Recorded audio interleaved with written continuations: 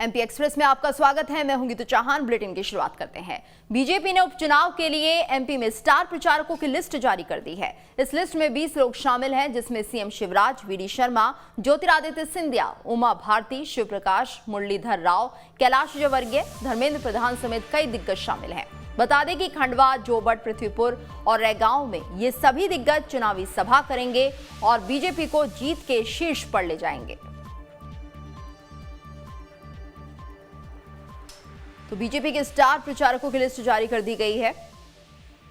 नरेंद्र सिंह तोमर, कैलाश विजयवर्गीय, गोपाल भार्गव, धर्मेंद्र प्रधान, उमा भारती, प्रहलाद पटेल, राकेश सिंह, वीरेंद्र कुमार खटीक, ज्योतिरादित्य सिंधिया, ये सभी नाम हैं जो स्टार प्रचारक के तौर पर शामिल किए गए हैं। शिव प्रकाश, मुरलीधर राव, फग्गन सिंह कुलस्ते, नरेंद्र सिंह तोमर, कैलाश विजयवर्गीय, गोपाल भार्गव।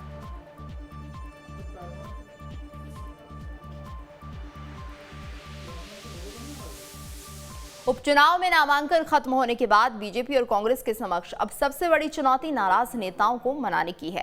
टिकट वितरण के बाद चारों उपचुनाव वाली सीटों पर बीजेपी के अनेक नेता नाराज चल रहे हैं, तो कांग्रेस में भी चुनौती कम नहीं है। अरुण यादव का दर्द जिस तरह से छलक रहा है, वो अपने आप में बहुत कुछ कह रहा है।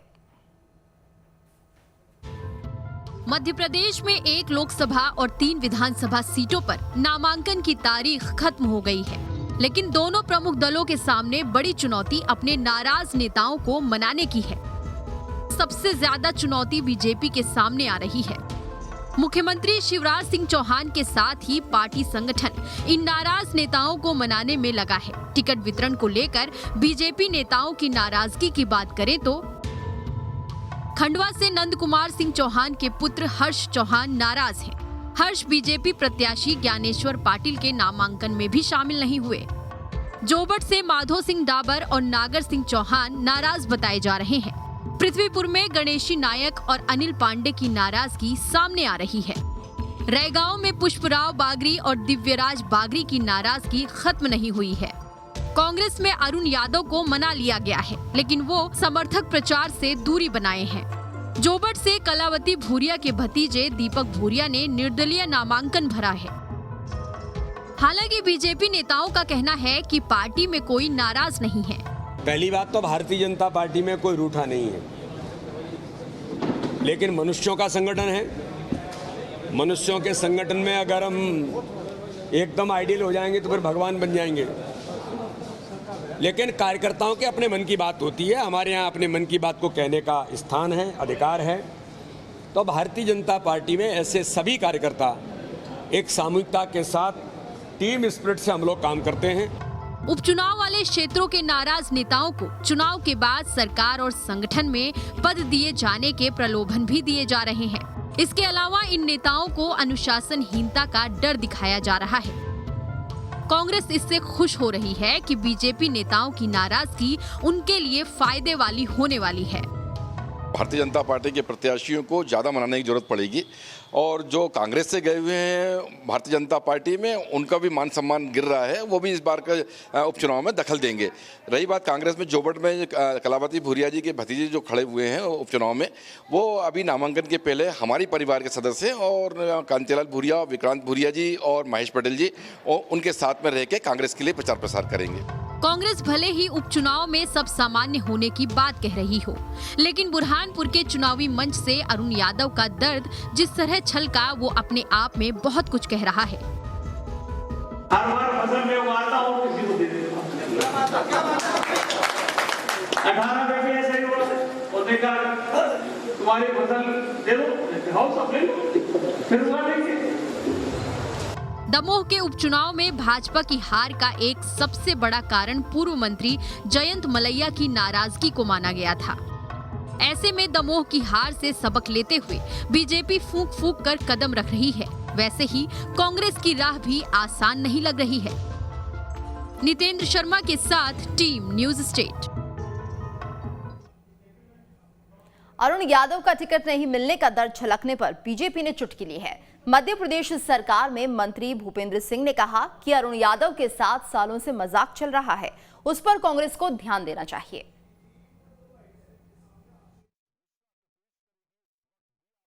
जो खेती में करता हूं, हर बार फसल में उगाता हूँ किसी को दे देता हूँ। 18 में भी ऐसा ही हुआ और देखा तुम्हारी फसल दे दो, हाउस ऑफ ले लो, फिर उगा देंगे। तो ये मेरा अपना मानना है कि मुझे बहुत कुछ मिला है, बहुत आगे और भी मौके मिलेंगे। देखिए, ये बात बिल्कुल सही है कि अरुण यादव जी के साथ अन्याय हुआ है। पिछले जब 5 साल बीजेपी की सरकार थी, उस समय अरुण यादव जी ने अध्यक्ष के नाते जो संघर्ष हो सकता वो संघर्ष उन्होंने किया था। पर बाद में दिल्ली से कमलनाथ जी आके और मुख्यमंत्री बन गए। अरुण यादव को उसके बाद पूछा नहीं। अभी भी अरुण यादव पिछले 6 माह से वहाँ पर चुनाव की तैयारी कर रहे थे, पर अरुण यादव का टिकट काट के और जो राजनीति से एकदम निकल चुके थे, राजनीति से अलग हो चुके थे, ऐसे प्रत्याशी को पार्टी ने वहाँ से कांग्रेस ने टिकट दिया। तो निश्चित रूप से अरुण यादव जी के साथ अन्याय हुआ है और लगातार उनके साथ अन्याय हो रहा है, तो उनको इस बात पर विचार करना चाहिए। मध्य प्रदेश में उपचुनाव में उम्मीदवारों के नाम का ऐलान हो चुका है। नामांकन की आखिरी तारीख खत्म होने के बाद चारों खंडवा लोकसभा सीट पर 17 और तीनों विधानसभाओं में तकरीबन 44 नामांकन दाखिल किए गए हैं। जिस तरह से दावेदार मैदान में हैं, लगता है दोनों दलों के लिए चुनावी मैदान कठिन साबित होगा। मध्य प्रदेश के उपचुनाव में नामांकन की तारीख खत्म हो चुकी है। 1 लोकसभा और 3 विधानसभा सीट पर उम्मीदवारों की संख्या 61 बताई जा रही है। इनमें से कई पार्टियों के बागी उम्मीदवार भी हैं। खंडवा लोकसभा सीट पर 17 नामांकन फाइल हुए हैं। रैगांव विधानसभा में 24 नामांकन, जोबट में 9 और पृथ्वीपुर में 11 नामांकन दाखिल हुए हैं। रैगांव में बीजेपी के सबसे ज्यादा बागी मैदान में है। बागरी परिवार से ही 5 लोगों ने नामांकन भरा है। जोबट से कांग्रेस के बागी दीपक भूरिया ने नामांकन भरा है। अब पार्टियों के सामने बागी उम्मीदवारों के नाम वापस कराने की चुनौती है। भारतीय जनता पार्टी से जो प्यार करता है वो बागी कैसे हो सकता है? पर कार्यकर्ता की भावना होती है, उसको लगता है कि मैं भी था, मौका नहीं मिला, हो सकता है उस कार्यकर्ता को और बड़ा मौका मिलने वाला हो। इसलिए भाजपा में बागी नहीं होते, केवल अनुरागी होते हैं। कांग्रेस की माने तो चुनाव में कई सारे डमी कैंडिडेट होते हैं जो बीजेपी मैदान में उतारती है, इसलिए कोई चुनौती नहीं है। विशेष प्रभाव नहीं पड़ता है कभी भी, और ये वोट कटवा नीति के तहत कई बार भाजपा खुद ही फंडिंग करके इस तरह से उम्मीदवार लड़ाती है, लेकिन जो परिणाम दमोह में हुआ था वही परिणाम सब जगह होगा। जानकार की माने तो उपचुनाव में इतने सारे नामांकन होना कहीं न कहीं पार्टी में बगावत होना ही होता है। यही बागी किसी भी पार्टी का चुनावी गणित बिगाड़ देते हैं। भाजपा को वर्तमान परिस्थितियों में ज्यादा रेबल कैंडिडेट का सामना करना पड़ सकता है। कई लोगों ने पर्चे भर दिए हैं। पार्टी लगातार प्रयास कर रही है उन लोगों को मना समझा बुझाकर उनको वापस किया जाए। अब देखना है इसमें कितनी सफलता भाजपा को मिलती है। चुनाव मैदान में कितने उम्मीदवार रहते हैं ये 13 अक्टूबर के बाद ही पता चलेगा, जब नामांकन वापस की तारीख खत्म होगी। 2018 में दोनों ही दलों के बागियों ने बीजेपी और कांग्रेस दोनों को सत्ता के बहुमत से दूर रखा था, और अब ये उपचुनाव 2023 के लिटमस टेस्ट के तौर पे देखे जा रहे हैं। ऐसे में देखना यह है कि अब नामांकन भरे जाने के बाद दोनों दलों की रणनीति क्या होती है। वीडियो जर्नलिस्ट हिमांशु के साथ Deepti Chaurasia, news state MPCJ।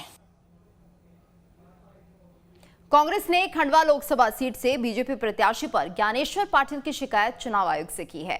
Congress का आरोप है कि बीजेपी प्रत्याशी ने नामांकन के वक्त जानकारी छिपाई है।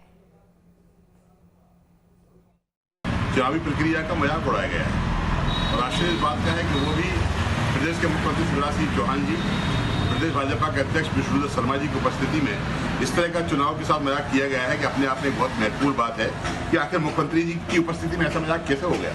उनके द्वारा मुख्यमंत्री जी और प्रदेश अध्यक्ष की उपस्थिति में जो नामांकन फॉर्म वहाँ जमा किया गया, उसमें आपको आश्चर्य होगा कि सिर्फ अकेला उन्होंने अपना नाम पहले पेज भरा है और बाकी पूरा पेज फॉर्म जो है खाली छोड़ दिया गया है, काट दिया गया है, फॉर्म पूरा खाली छोड़ दिया गया। इससे स्पष्ट है कि इसमें खाना पूर्ति की गई। बीजेपी ने उपचुनाव के लिए अपनी पूरी ताकत झोंक दी है। भोपाल बीजेपी मुख्यालय में चुनाव प्रबंधन कार्यालय बनाया गया है। वैदिक मंत्रोच्चारण के साथ कार्यालय की शुरुआत की गई। इस दौरान सीएम शिवराज सिंह चौहान और बीजेपी प्रदेश अध्यक्ष वीडी शर्मा मौके पर मौजूद रहे।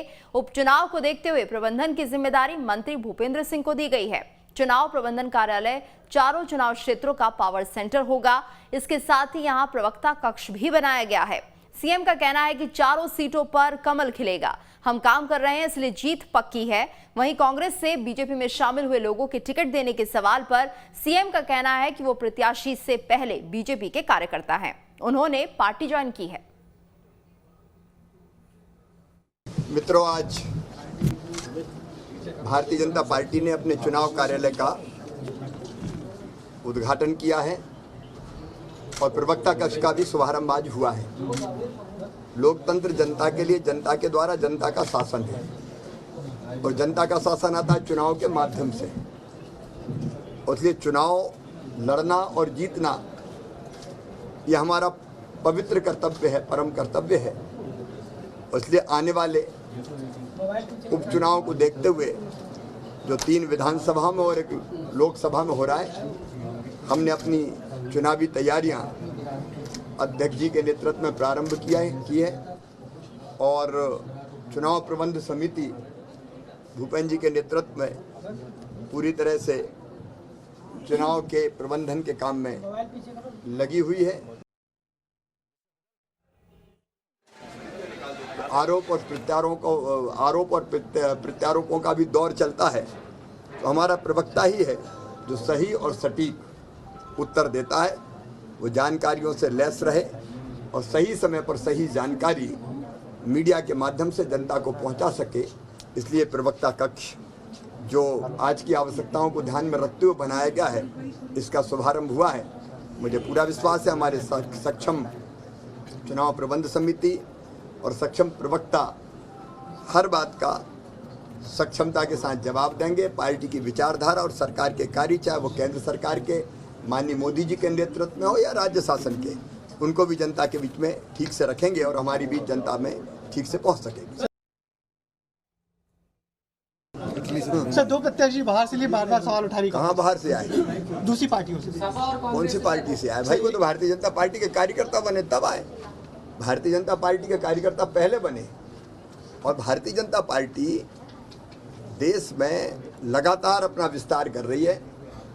प्रधानमंत्री श्रीमान नरेंद्र मोदी जी के पीछे आज सारा देश खड़ा है। तो जो अच्छे लोग हैं, जो विभिन्न दलों में भी है, वो भारतीय जनता पार्टी में आ रहे हैं प्रभावित होकर। शिशुपाल यादव कोई आज नहीं आए, बहुत पहले आए। और सुलोचना जी ने जब देखा कि कांग्रेस में कुछ नहीं, नेतृत्व ही नहीं है, अब जब कांग्रेस में अध्यक्ष ही नहीं है उनका, हम नहीं कह रहे कपिल सिब्बल कहते फैसले कौन ले रहा है। अच्छी चलती चलाती पंजाब की सरकार की उन्हीं ने, शब्द ठीक नहीं लेकिन 12 बजा दी, पूरी की पूरी अच्छी खासी सरकार चल रही थी। अब ऐसी कांग्रेस में जिसका नेतृत्व ही दिग्भ्रमित है, दिशा भ्रमित है, उनको खुद ही समझ में नहीं आ रहा है कि छत्तीसगढ़ में 2.5 साल करेगी, 5 साल करें, राजस्थान में कैसे काम करें। अब ऐसी कांग्रेस में कौन रहना चाहेगा? तो अच्छे लोग सब भारतीय जनता पार्टी में आ रहे हैं। मध्य प्रदेश में अब थैंक यू मोदी जी पर सियासत गरमा रही है। कांग्रेस ने मोदी जी को थैंक यू बोलने को गरीबों का अपमान बताया है, तो वहीं बीजेपी का कहना है कि कांग्रेस को हर चीज में सियासत नजर आती है। प्रधानमंत्री नरेंद्र मोदी को अब धन्यवाद के पोस्ट कार्ड भेजे जा रहे हैं। ये पोस्ट कार्ड अन्न उत्सव के तहत अनाज लेने वाले हितग्राहियों से लिखाए जा रहे हैं। इसकी शुरुआत बीजेपी के प्रदेश अध्यक्ष वीडी शर्मा समेत जिला पदाधिकारियों की मौजूदगी में धन्यवाद कार्ड लिखे गए। ये धन्यवाद पोस्ट कार्ड प्रदेश भर की 25,000 दुकानों में लिखाए जाएंगे। एक दुकान पर कम से कम 100 हितग्राहियों से कार्ड लिखाए जाएंगे। कांग्रेस इस थैंक यू मोदी जी को सियासी थैंक यू बता रही है। भोजन के अधिकार कानून का हिस्सा है, सरकार का दायित्व है, वैधानिक दायित्व है और सरकार कोई एहसान नहीं कर रही है उनके ऊपर। और जिस तरीके से बेशर्मी से भारतीय जनता पार्टी के लोग ज़बरदस्ती जो है गरीबों से लिखवा रहे हैं चिट्ठियाँ, धन्यवाद मोदी जी, धन्यवाद मोदी जी, इससे ज़्यादा कोई गरीबी का मजाक नहीं हो सकता। वहीं बीजेपी कांग्रेस के आरोपों को खारिज कर रही है। बीजेपी का मानना है कि प्रधानमंत्री ने निचले तबके की आवाज सुनी, उनका ख्याल रखा, इसलिए धन्यवाद तो बनता है। घर के लिए पट्टे देना, उनको अन्न देना और आज जो फूड सिक्योरिटी मोदी जी ने कोरोना काल के अंदर दी है, जिसके लिए प्रत्येक जो लाभार्थी है वो मोदी जी का दिल से धन्यवाद दे रहा है, तो इन कांग्रेसियों के पेट में दर्द हो रहा है।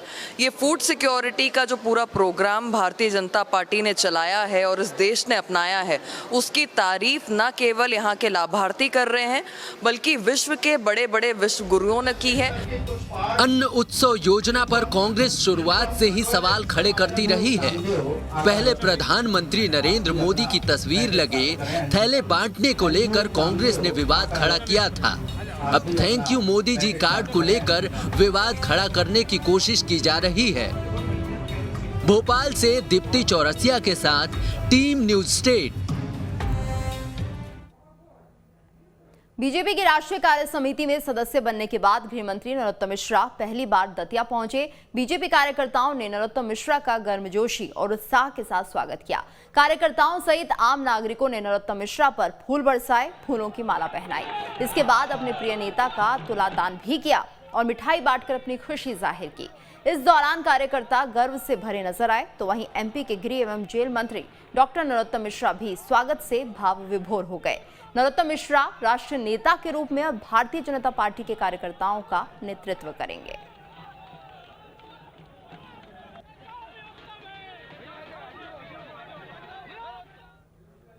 एमपी में कोयले के संकट पर ऊर्जा मंत्री प्रद्युम्न सिंह तोमर का बड़ा बयान सामने आया है। उन्होंने कहा कि एमपी समेत देश भर में कोयले की कमी है। एमपी में सिर्फ 2 दिन का ही कोयला बचा है, लेकिन जल्द कोयले की समस्या को खत्म किया जाएगा।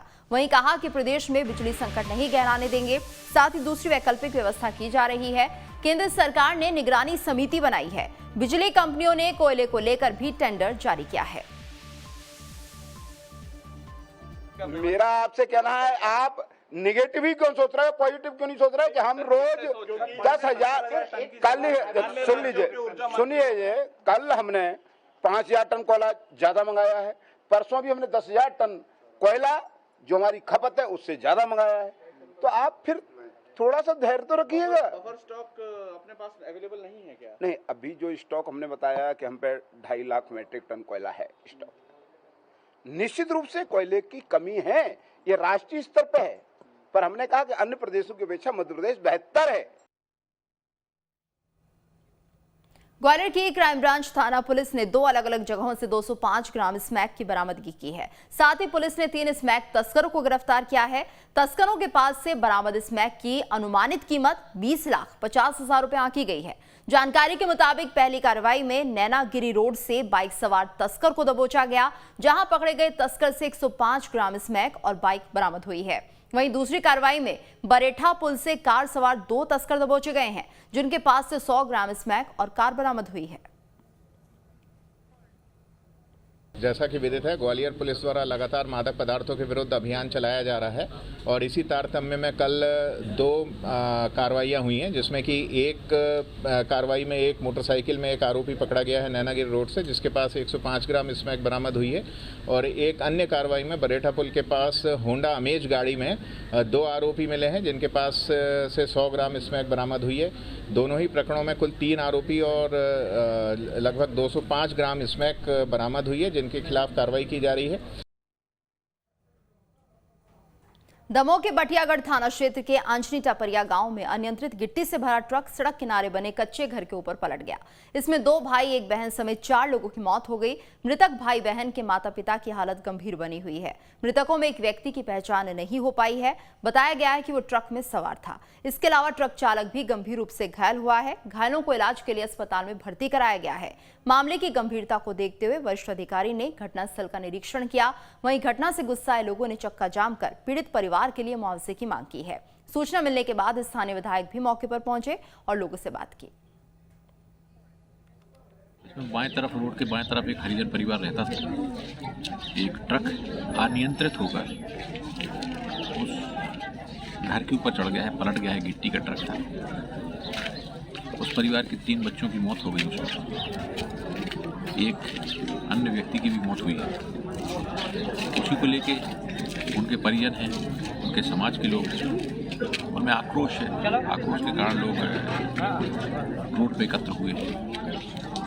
हमने मुआवजे को लेकर सर मांग भी की है। हाँ, शासन से उनकी मांग है कि उसे मुआवजा दिया जाए, उचित मुआवजा दिया जाए।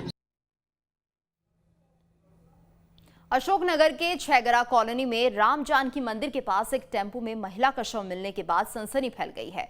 कुछ लोगों ने टेम्पो में महिला का शव देखा तो इसकी सूचना पुलिस को दी। सूचना के बाद मौके पर पहुंची पुलिस ने गली में लगे सीसीटीवी कैमरे को देखा, जिसमें एक संदिग्ध व्यक्ति महिला को कंधे पर रखकर गली में आता दिखा। व्यक्ति महिला के शव को राम जानकी मंदिर के पास खड़े एक टेम्पो में रखकर भाग गया। मोहल्ले वालों के मुताबिक सीसीटीवी में दिखाई दे रहा संदिग्ध व्यक्ति किसी बैंक गार्ड का है और फिलहाल पुलिस ने सीसीटीवी फुटेज के आधार पर अज्ञात आरोपी के खिलाफ मामला दर्ज कर लिया है। पुलिस मामले की जांच के साथ ही आरोपी की तलाश में भी जुटी हुई है। सूचना मिली थी कि एक ऑटो खड़ा है, उस ऑटो में एक महिला की शव पड़ा हुआ है। फिर वहां जाकर देखा तो इस महिला का शव ऑटो में अगली सीट पर पड़ा था और ऐसा प्रतीत हो रहा था कि शायद उसके गले में कोई फंदा अंदर लगाया गया है। इस संबंध में फिर वहाँ पतासाजी की है, तो अभी प्रारंभिक जानकारी के आधार पर अभी यह ज्ञात नहीं हो पाया है कि ये महिला कौन है।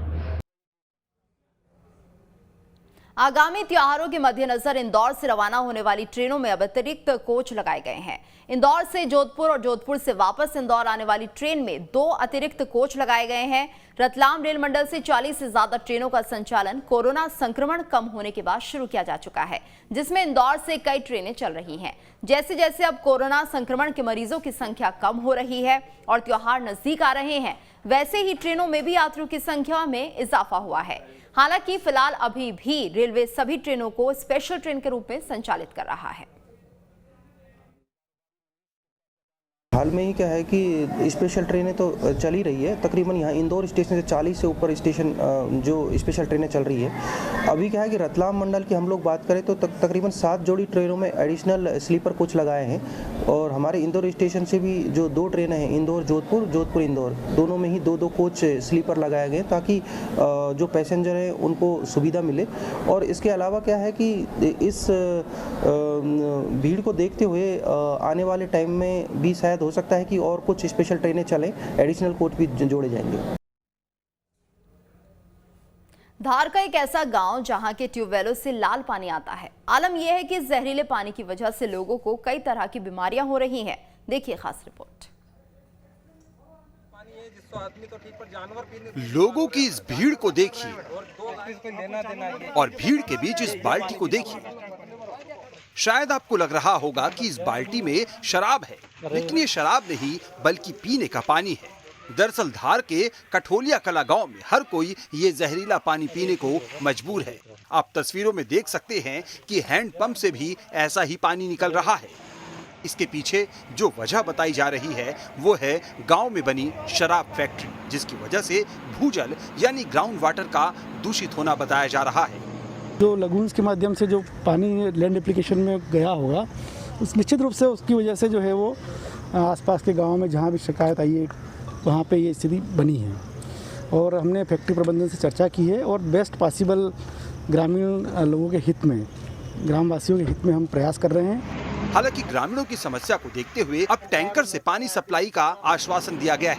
यदि वो आवश्यकता हुई तो टैंकर के माध्यम से, पाइपलाइन के माध्यम से या ट्यूबवेल के माध्यम से, जैसा भी है उसका निराकरण बेहतर तरीके से किया जाएगा। इस पानी का रंग देखकर आप अंदाजा लगा सकते हैं कि इतने दिनों तक कैसे यहाँ के लोग इसे हलक से नीचे उतार रहे थे, लेकिन ना ही शासन प्रशासन और ना ही शराब फैक्ट्री प्रबंधन ने अब तक कोई ठोस कदम उठाया। धार से नरेंद्र टेनीवाल के साथ टीम न्यूज स्टेट। और इसी के साथ इस बुलेटिन में फिलहाल इतना ही।